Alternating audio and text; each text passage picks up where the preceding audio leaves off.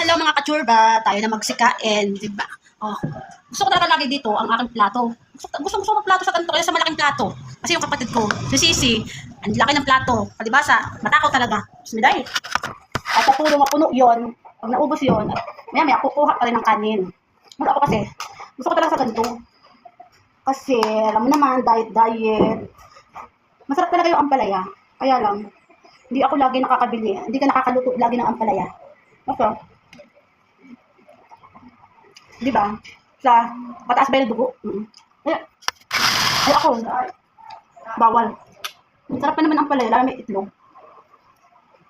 Siyempre, na-stroke tayo, kaya bawal na mga pagkain masyado.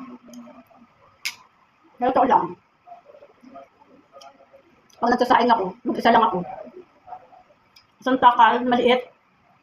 May tira-tirang konti, pero inuubos ko din. Kaya, ayoko kasi nang hinayang ng tirang ano. Pero minsan, pag talagang ayoko kumain, na ko, na, yung hindi malanggaman o tawag doon?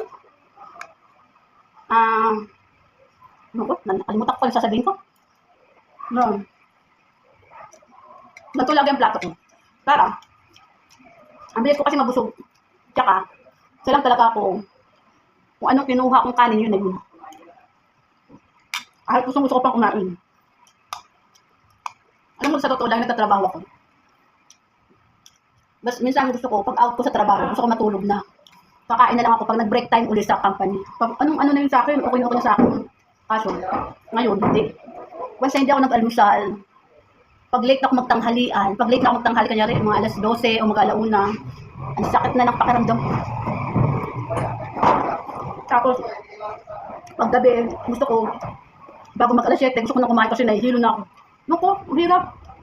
Samantalang dati nakapag-diet ako. Kasi pag may pasok, siyempre, pag out mo, pagod ka na. Tutulog ka. Pagkakain, dun, makakain kapag break time. Ngayon, simula na stroke ako, hindi ko kaya.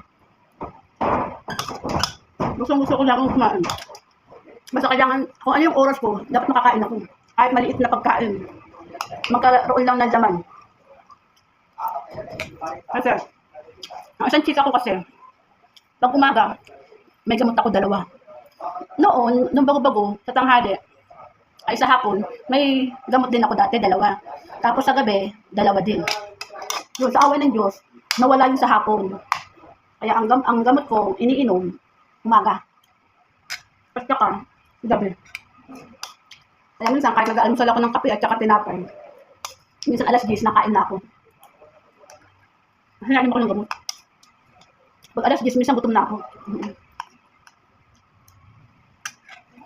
At totoo lang. Pag sisisi ko, yung sisi ko tabating-ting,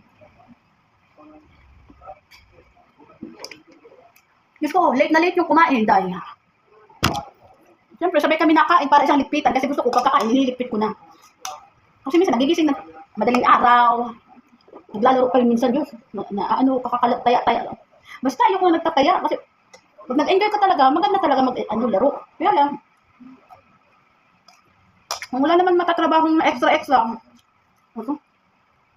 sayang lang yung pera. Alam mo yung tipong pambili na ng isang linggong ulam. Ang bilis ko, nauubos. Kaya minsan sa pagtataya talaga, naluloko ako. Oo, mananalo ka. Kasi dos-dos lang yung taya. Minsan nag-enjoy. Nakaka-1,000. Hindi ko nga, ang ending, mas malaki ang utang mo. Panibago, natanggal nga yung utang. Yung panalo mo 1,000, panalo. Ang ending, may utang ka pa. Ito talaga? Hindi ko talaga kaya taya-taya. Kaya kahit sa PL, yung paggabi, mga taya-taya ng color game, talaga ako marunong.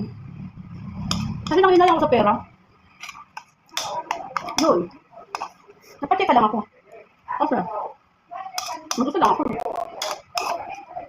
Alam ko kasi, ma-expire din naman yung load ko. Kaka-post ko, bungal. Hindi nauubos agad nang hindi na-post. Kasi, hirap ako mag-post talaga. Napakaswerte talaga. Masarap talaga mag-wifi. Kaso, ko dahil. Kumain ko na lang ng pagkain kaysa ano. Kung makapag-post, sige, salamat. Dahil sa pag-post ko na wala, ilang araw bago matapos ang post na yan. Kagaya ngayon. Kaya na pa akong umaga, pagising ko alas 5. Ay, hindi, mga alas 6. Pinost ko to. Hindi ko nga hanggang ngayon. Patagal-tagal na naman. Kaya ngayon, kumain ako mga alas 10. Try ko maka-post ng mga alas 10 ng gabi pag natapos siya mag-post.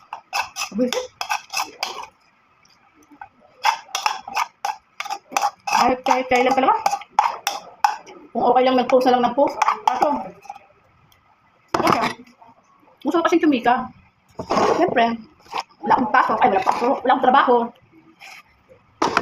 Ngayon, gusto ko lang tumika. Yun lang. Kasi wala na akong gawain. Wala akong trabaho. Hindi kagaya nagtatrabaho ko, Diyos me day, pagpapasok na ako mamayang hapon o mamayang umaga, best and check. Uy, ganito. Uy, dumaan ba si ganito? Ay, naku, maraming chismisin namin pag gano'n. Nakakatuwa pag nagtatrabaho. Kaya iinom ko akong gamot. Alam mo, totoo lang, pinaghihiwalay. Ito, sa umaga. Ito, sa gabi. Kasi pag nabili ako ng gamot, nasabi ko, ihiwalay ng plastic, kakalagyan ng AM or PM. Kasi para alam ko, kasi makakalimutan ko yan. So, dami ba naman? 4. So, ito, pang umaga. Kasi mga nasa una yan, kaya AM yan. Mag-AM. Kasi dinodog ko ng plastic para pag nanda ako, makakalimutan ko talaga yung legal. Kung totoo lang, kahit sa gabi na lang sana kung mag-inom ng gamot, kaso wala. Yung pa rin ang binigay ng doktor, 4. Siyempre. Lang ang Diyos nila, naliloko ako sa kakain. Hirap ng buhay. Mas gusto ko magtrabaho. Kaya sa totoo lang, makipag-usap ako sa doktor. Okay lang po na 4 yung gamot. Basta, bigyan niyo ko ng approve. Makakapasok na ako ng trabaho. Wala, ayaw. Ang reason niya, alam ko mismo, ang nakakaalam na ikaw ay hindi pa okay, sabi sa akin. Kasi gusto ko na po talaga pumasok. Hindi ko na po makatambay kasi nakaisang taon na akong tambay. Oo. Mag-enjoy ka tumambay. Kasi sobrang kaanuhan mo sa trabaho, ang ending yan, bagsak ang nangyari sa iyo, kakatrabaho mo. Ngayon, gumamot ka ng gumamot, hanggat hindi ako pumapayag na ikaw ay magtatrabaho, mag-stay ka sa bahay. Kasi, stroke ka. Ang ganun sinasabi sa akin, stroke ka. Lahi nyo yan. Ang daming nawala mong pamilya na ganyan ang naging stroke nyo. Buti nga ako, sa na-stroke sa amin, ako, buhay pa. Sa awa naman ng Diyos Lord, sa pamilya namin na na-stroke ako lang yung nabuhay. Sabi ni Doc, ayokong i-approve ang gusto mong magtrabaho kasi ang mangyayari sa'yo, lalo kang lumala na baka mamaya bumigay ka na talaga. Diyos me day, hindi ko kaya, sabi ng doktor kasi baka daw siya ang sisihin kasi siya ang nakapirma sa akin na mag-a-approve na magtrabaho. Kaya yun, nakapag-usap kami na no choice. Kahit gusto magtrabaho, ayaw talaga. Kaya niyang pumirma. Baka siya pa mapahamak. Yun lang. Na ano lang siya kasi kaya masyado siyang sobrang matibay. Ay, ano tawag doon? Mahigpit. Kasi alam niya, sa nakwento namin dati na na-stroke. Halos lahat na-stroke. Yung sinundan kong kuya, sa totoo lang, siya yung nag-alaga sa akin. Nagbubuhat, nagdadaya, pero kasi nakita ko lang sa video, kasi wala, ang tagal ko hindi nag-cellphone. Nakita ko lang sa mga cellphone nila. So, nakita ko yung mga nakadaya, pero ako, yung pinapakain ako ng kuya ko, tapos papainom ng gamot, yun tapos pag nag-exercise ako, kasi hindi ako nasasalita dati. Hindi ako nasasalita. So, after nung naka 1 year na 1 year ako na stroke, sa awa naman kasi naglalakad na nga ako, kasi hindi rin ako naglalakad dati.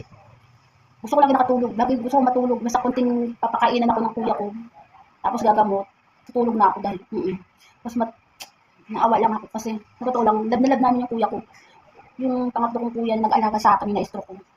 Yun, after na mag-1 year ako doon, 2024 kasi ako na stroke ko. So 2025, naka 1 year na akong stroke ako. Hindi namin inaasahan lahat. Yung nag-alaga sa akin. As in, bumigay din ng stroke. Construction kasi yun yung kuya ko, construction. Pero napakasipag talaga noon dahil sa pag-aalaga, simula sa parents ko, hanggang sa makilala niyang mga dito, basta ang dami niya naalagaan dati. Ang sipag ng kuya ko talaga. Pero yung na-stroke siya, kasi talagang bigay na agad. Alam mo yung tipong, basta, sarap magchika.